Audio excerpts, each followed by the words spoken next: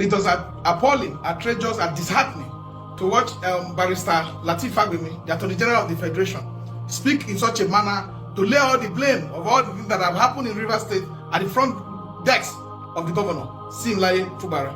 It is very painful to watch a person who had been held and seen while he was practicing law, but to now come and turn the law upside down. They didn't want to tell the world that is not aware that when the local government crisis was on, that supporters of Minister of FCT went to a local government and bombed it and destroyed the place. Does he want to say he's not aware that there were major issues, that when the Supreme Court gave judgment, that the governor of the state did everything to reach out to the state assembly? He wrote letter to try to make sure that he worked in line with the Supreme Court judgment. Look, on Wednesday when I watched it, and a lot of Nigerians also shared the same apprehension with the conclusion reached by the Attorney General of the Federation, that the governor was blamed for everything that happened in Rivers State, exonerating the State House of Assembly members who had initially defected to the APC, and then also exonerating the Minister of FCT, Nelson Wike, that he did not have a hand in the crisis that had happened. And this is almost unfortunate and unacceptable to women in Nigerians. It is very disheartening, sincerely. And Nigerians must see this as something that will destroy this our constitutional democracy. If you now try to use double standard to judge issues, because you cannot tell me that the action of Minister of FCT have not brought this state to his knee. Look, we're all Nigerians, and we must defend constitutional democracy with everything we have. The Minister of FCT is not doing what he's supposed to do. He's working against the spirit and letter of our constitution, and he's demolishing everything that has to do with the sanctity of our democratic practice. We must look at what has happened as regards the State House of Assembly. There's no way, anywhere, you go to the State Assembly, and the State Assembly people will not get against him. The law, whatever decision that have been taken today, it does not favor our democracy, and it will not all go well because of the interest of one man. Because of the interest of one man, the Minister of FCT, we will do everything to bring our democracy to a standstill. And this is not what should be done, and this is not what we should hear from a man that have practiced law, that should be defending the law, and should be acting in the best interest of Nigeria, but taking one side and blaming Simlaye Fubara without evidence, without investigation, for a bombing that occurred. We cannot continue in this manner and expect our democracy to become matured. We must be able to save this process, and that's why even the coalition with its members have decided we must challenge some of this process in court, because it is important we defend our democracy. Some people cannot. There was a time during the time of course of this struggle that people were struck, that the governor was walking on the street and there was this kind of water being poured on him. He was almost injured. Nobody said anything about that. Every blame today goes to the governor.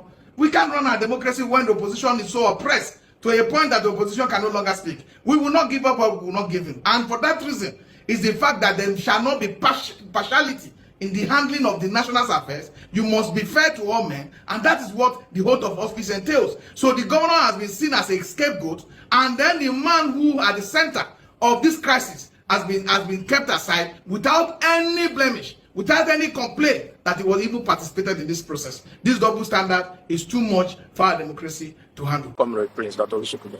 Okay. Chairman, how I see it stands. So, what's your take on the issue of state of emergency? Yes, the state of emergency is something that has been planned. They have used every means. They have orchestrated violence. It didn't occur. They have done everything. It didn't occur. And they had to swing it to action. I knew the very last attempt that was made, they did not succeed at Abalame. They did not succeed. And while the IYC and other stakeholders are still in a peaceful approach, they went and bombed the pipeline at Bodo. How does Bodo concern any Ijaw land? And these are plans put in place by Wike.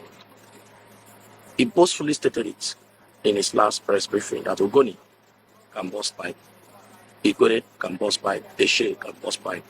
And immediately he effected it. And when we carefully listened to Lateef Fagbemi, the Attorney General of the state, using that as a yardstick to label the governor, and said all those were issues, and the Supreme Court judgment, which was not adhered to.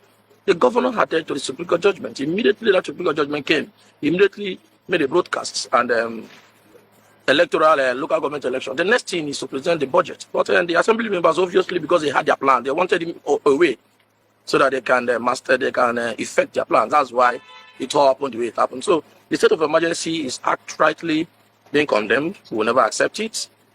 It is not constitutional.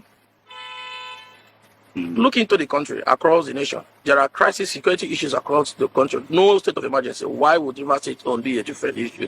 It's just because of the monopoly of the economic state of the country. Now, I listened to a northern group making a statement against Antita for pipeline surveillance. The border issue is planned. We expect the NSA's office to critically investigate that issue. It was not made by Ijaw people. It was not made by SIM. It wasn't made by anybody related to SIM. They should critically investigate that issue before they label it on SIM and use it as a yardstick to continue with their state of emergency, which we will continue to condemn and will never accept. So, I will still pass my message across the nation. We are peaceful. Let us continue to be peaceful. The target is to Ijaw leaders. One, Asari Dokunbo. Now they are targeting Tumpolo. What has Tumpolo done? What has Asari Dokunbo done? All is to ensure that they reduce their strength, they remove their economic strength, whether they take their economic strength or not. These are leaders that can stand at any time. But to advise the federal government to restrict and revert this action that is taken, because it will not go well with the state. Apart from the political class, what about the common masses that will suffer? There is no crisis in River State. There is no fight. There is nothing. So you want to deliberately punish the people of River State because of one man? This is not acceptable. This is not what we should be seeing. This is not what should be taken. The governor has been law-abiding. The governor has been peaceful. We have never had it this good all this.